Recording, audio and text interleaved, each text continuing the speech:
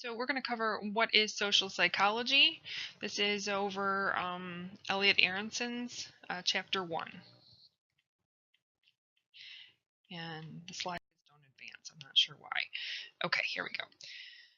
So what does it mean to say that humans are social animals? Aronson gives many different examples of how we are social animals in the text, and here's a brief summary of those that he's listing here. What he means to say is that our experiences and our perspectives are influenced through social interaction.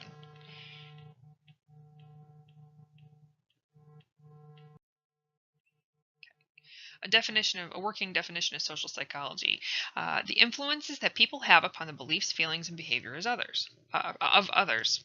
Consider the examples from the last slide through the lens of social influence. Okay. We are all amateur social psychologists to some degree. There is a big draw towards using common sense explanations to explain phenomena, but there's a danger in that too.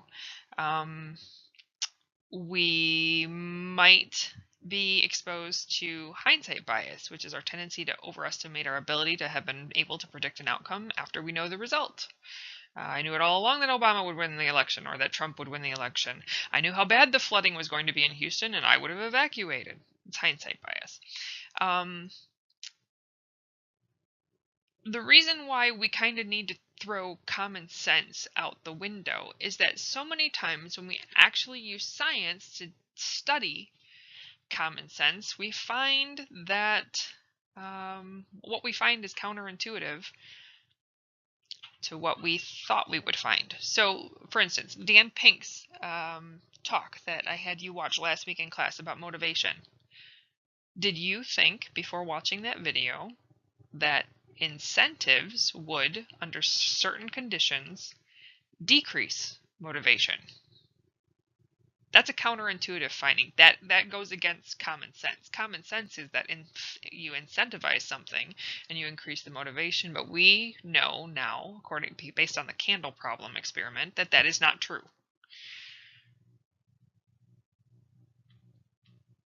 And that's a problem that we have with just going by common sense.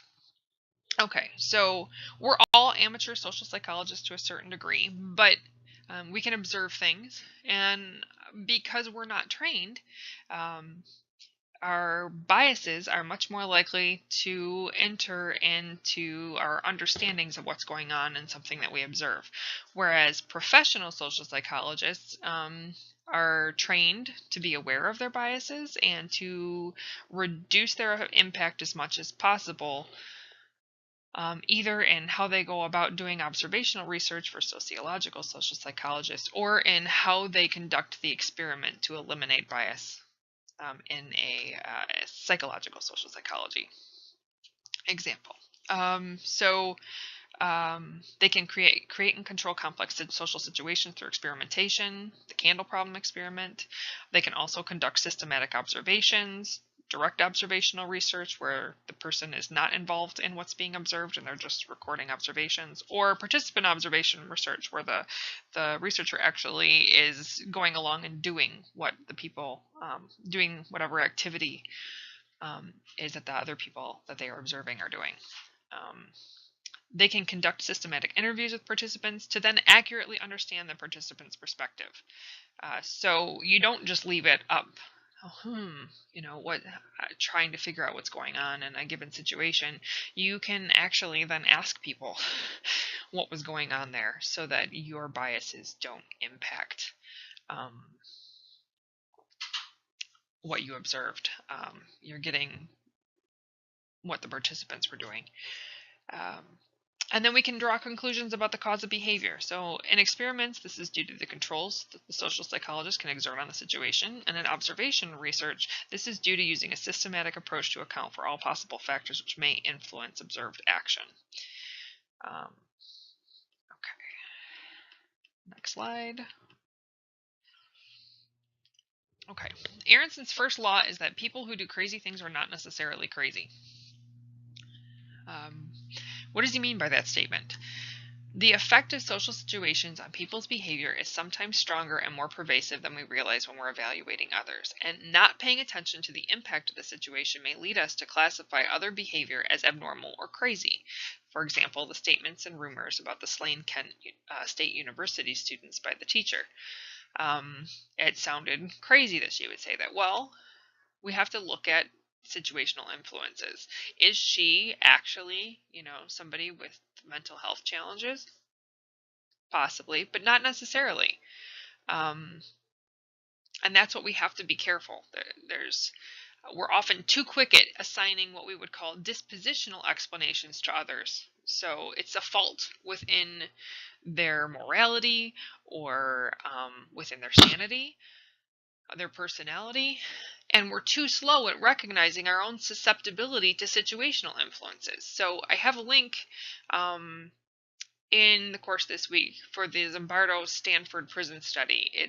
It's a fascinating study on human behavior and how extraordinary situational influences can have a tremendous impact on behavior of people who have been evaluated to be mentally sound. And I encourage you to take a look at that.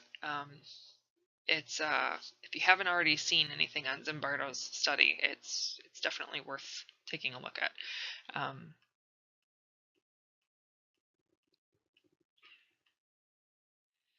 Okay. So here's some just questions that I'm going to throw out here. These are things that you can take and use in your question and answers forum this week. If you want to kind of build on some of these, be mindful if somebody else has gotten to one first. Don't ask the same questions that other people are asking, obviously.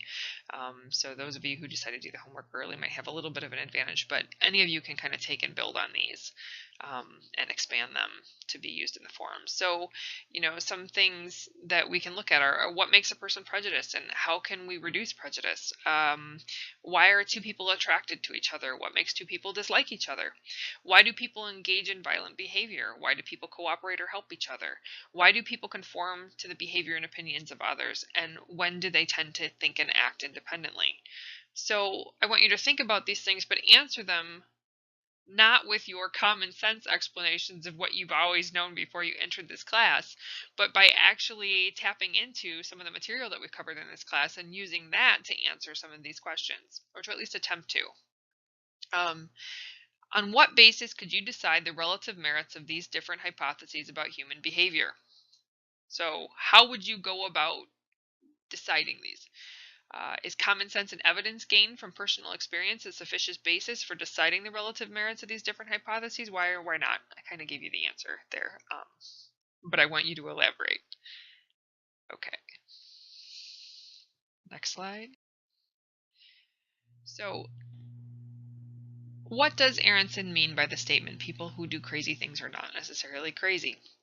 Do you agree or disagree?